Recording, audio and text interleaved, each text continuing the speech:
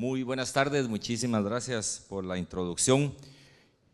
Sí, soy docente, llevo 32 años en la docencia y me ha ido de maravilla en esto. Así que hablaré desde la perspectiva de la docencia en un entorno distinto. En Guatemala el Ministerio de Educación no tiene injerencia con el sistema universitario ni con la educación terciaria, pero creemos que podemos incidir muchísimo desde otra perspectiva, analizando con la herramienta más sana que tiene el humano, que es la crítica constructiva, nuestro sistema educativo actual global y local. Así pues, les pido favor, entiendan que voy a hablar desde un entorno de educación preprimario, primario y medio, que es donde logramos el verdadero cambio de comportamiento del individuo. ¿Qué tenemos de antecedentes? El sistema educativo global ha sido criticado por múltiples expertos y nos dicen que hay falencias que tenemos que analizar muy bien. Las características del enfoque actual es acusado de ser repetidor de los diferentes modelos sociales, no creador, repetidor. Propicia la exclusión. Todos los que estamos acá sabemos que es un dolor ajeno y propio en nuestros países, que el sistema educativo propicia la exclusión. Favorece la violencia y sobre todo la estructural. Y es alejado de la visión de la convivencia y los derechos humanos. Aquí debiéramos de cuestionarnos algunas cosas. La primera es, ¿cómo llegamos a este estadio de la educación? ¿Qué pasó? El sistema actual, y soy renuente a decir que el sistema del siglo pasado era del todo malo, porque los que estamos promoviendo el cambio somos producto de ese sistema educativo. Algo bueno había y dejamos de hacerlo. Por temor a algo, hicimos la actividad humana más contradictoria. Nos fuimos de un extremo del péndulo al otro sin pasar por el medio. Y eso no puede seguir así. Debemos recobrar las buenas prácticas de la educación. Debemos recobrar el potencial que de este lado del mundo se tenía a través de una disciplina racional, favoreciendo la emocionalidad y la inteligencia. Los asiáticos nos están diciendo que los inteligentes somos los americanos y nos están remarcando que nos sobrepasaron por un factor diferencial, la emocionalidad y la disciplina. Tarde o temprano, estos dos factores vencen a la inteligencia y debemos recobrar esa ruta. Errores del sistema actual más achacados. Cada quien le da un significado y una intencionalidad como le parezca. Hemos localizado mucho la educación en lugar de universalizarla. Algunos procuran el proceso de cambio y otros van tras un resultado final. ¿Qué debemos hacer?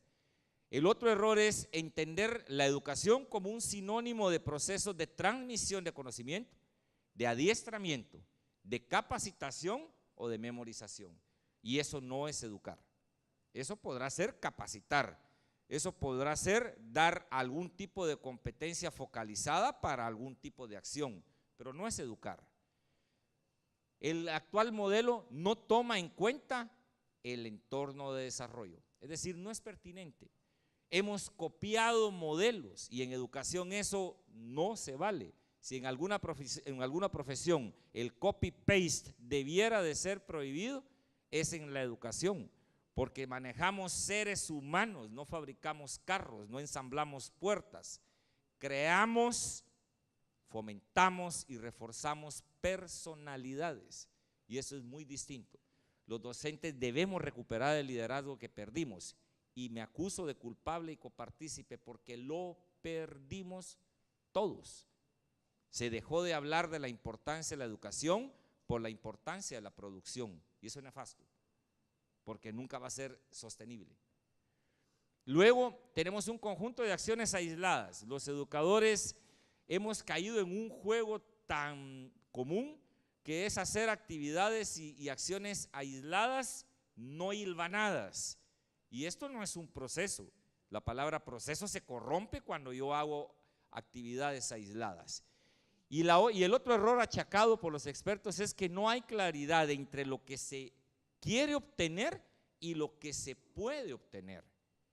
Hay que contextualizar al momento y al entorno la educación, y hay que modificarla cuando el entorno se modifique. La educación debe regir el mundo cultural, social y político, no al revés. No al revés, no se puede.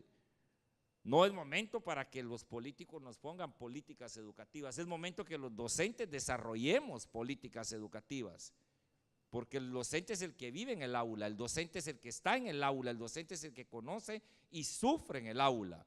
Hemos caído en una delegación de la educación del padre de familia hacia el docente, y ya el presidente Mujica nos dijo: no le pidan a la escuela lo que tienen que hacer en casa, porque nosotros no podemos hacer todo el trabajo.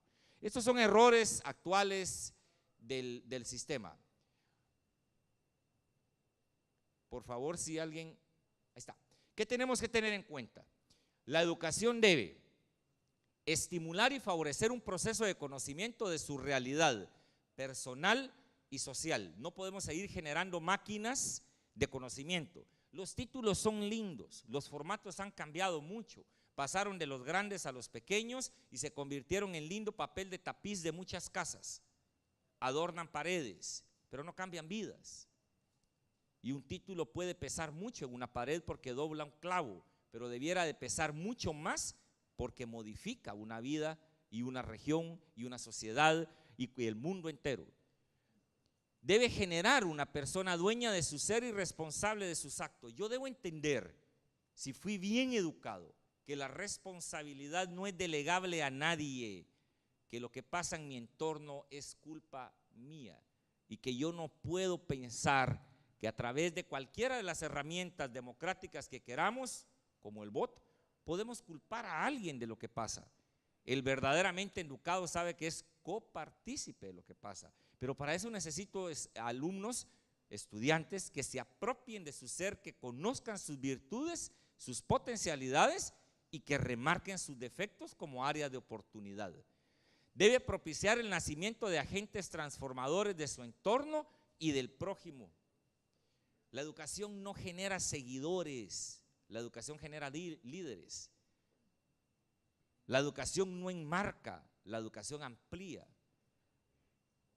La educación no evoluciona, la educación es disruptiva en una vida. Imagínense ustedes el futuro de los compañeros que toman las fotos, si todavía estuvieran anclados al rollo de revelado que teníamos nosotros hace años y hubiéramos evolucionado evolutivamente muy lento. Y tiene que aparecer un señor soñador denominado loco, entre comillas, como Jobs, para decirnos que lo podemos cargar todo en un teléfono celular y que podemos tomar múltiples fotos y escoger la que más nos guste si digitalizamos la empresa fotográfica. Y obligó a Kodak a vender otra cosa menos cámaras fotográficas. Esa es una innovación disruptiva. Cuando la educación se tome ese papel, estaremos hablando de modelos que verdaderamente van a transformar el mundo. Y además, debe propiciar el cambio de comportamiento. Si yo estoy recibiendo a un estudiante que tiene 8 títulos, pero sale con el mismísimo comportamiento con el que entró, fracasé totalmente, porque será un piloto aviador, un astronauta, un neurocirujano, un administrador con actitudes nefastas que no propician el cambio. Si somos educadores, no tenemos derecho a quejarnos. Yo escogí ser maestro por pasión, no por exclusión. Yo escogí ser maestro porque me fascina ser maestro, no porque no pude ser médico. Yo escogí ser maestro no porque no pude ser astronauta. Escogí ser maestro porque sabía perfectamente bien que el próximo astronauta necesitaba un buen maestro y probablemente puedo ser yo. Lo que haga no lo haga por exclusión. Cuando yo estudié Derecho, mis compañeros me decían: ¿pero qué venís a hacer acá si vos sos de las áreas duras? Les recomiendo que lean un libro que se llama Ni de Ciencias ni de Letras, donde habla de esa aberrante separación del humanismo con lo que es ciencia dura. No entiendo eso. Pero me decían: ¿qué haces acá? Y yo siempre les preguntaba: ¿y qué haces tú acá? ¿Por qué estás estudiando Derecho? Y me contestaban: porque no me gusta la matemática. Yo no puedo ser un profesional porque no me gusta algo. Tengo que ser un profesional porque lo que hago me apasiona. Y el docente es un profesional porque le apasiona lo que hace. Es un apostolado.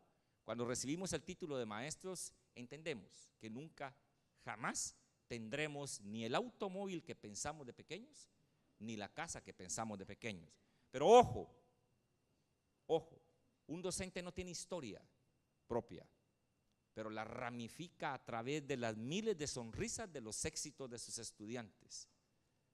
Y aunque no pudo ser astronauta, es feliz viendo el primer vuelo de aquella persona que él preparó para ser astronauta. Los docentes no tenemos historia. Nuestro libro de historia es chiquitita. El de nuestros estudiantes es enormemente bello.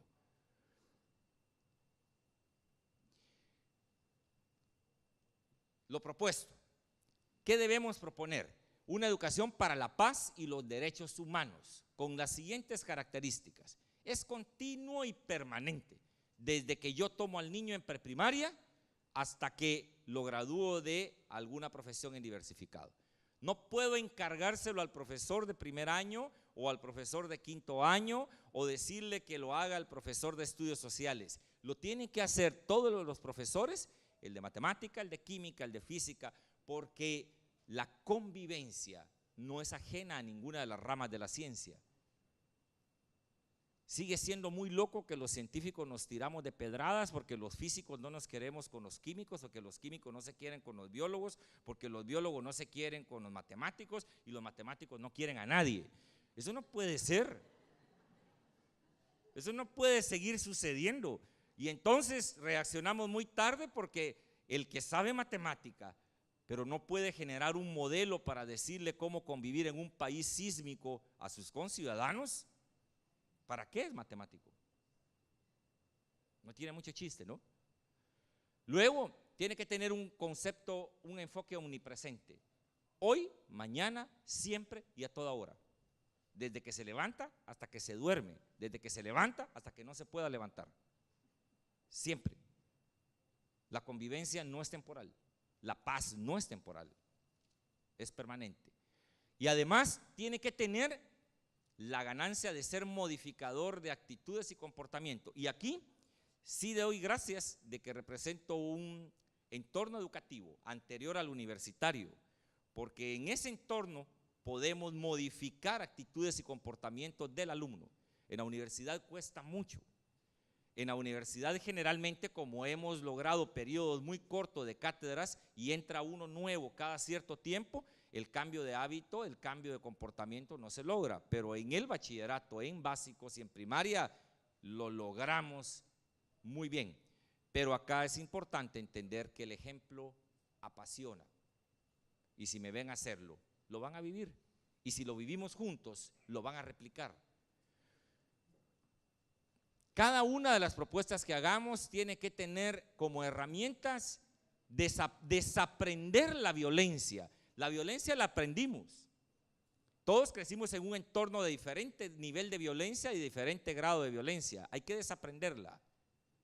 Pero para desaprenderla hay que informarse y hay que aprender a vivir con justicia, respeto y tolerancia. Y eso seguramente nos hará felices. Lo esencial no es una simple transmisión de conocimientos. No. La Cátedra para la Paz es una buena ayuda. Es el despertador de conciencia, pero no es solo transmitir conocimiento. No se trata de que él sepa el significado de paz, se trata que viva la paz. Debe generar ciudadanos locales, regionales y mundiales que van que no van, ahí falta un no, tras la adaptación, sino van por la transformación. Siempre le digo a mis alumnos que deben aprender a responder 3 preguntas importantes. ¿Quién soy? Debo aprender que soy importante. Usted es importante. Está metido en una galaxia en donde un pulso de luz se tarda 100,000 años para ir de un lado a otro. Está metido en una galaxia donde hay 500,000 millones de estrellas. Está metido en una galaxia donde solo el 10% de ellas son planetarias. Y está metido en un sistema planetario en donde el planeta que habita está en la zona habitable de la estrella que le rige. ¿Y cree que no es especial? ¿Sí sabe quién es? ¿Sí sabe por qué está acá? ¿Sí sabe por qué está acá? Porque el canal lo pudimos haber conocido por viajes cibernéticos de Google. ¿Sí sabe por qué está acá? Estamos para abrir las esclusas del conocimiento y dejar pasar por allí nuestras mejores intenciones. Segunda pregunta, ¿qué quiero ser? ¿Usted quiere ser estrella? Lea la historia y vida de las estrellas del universo. Tiene que resistir ondas gravitacionales, presión, gravitación para poder brillar. Y ojo, porque las estrellas son solo el 5% del universo.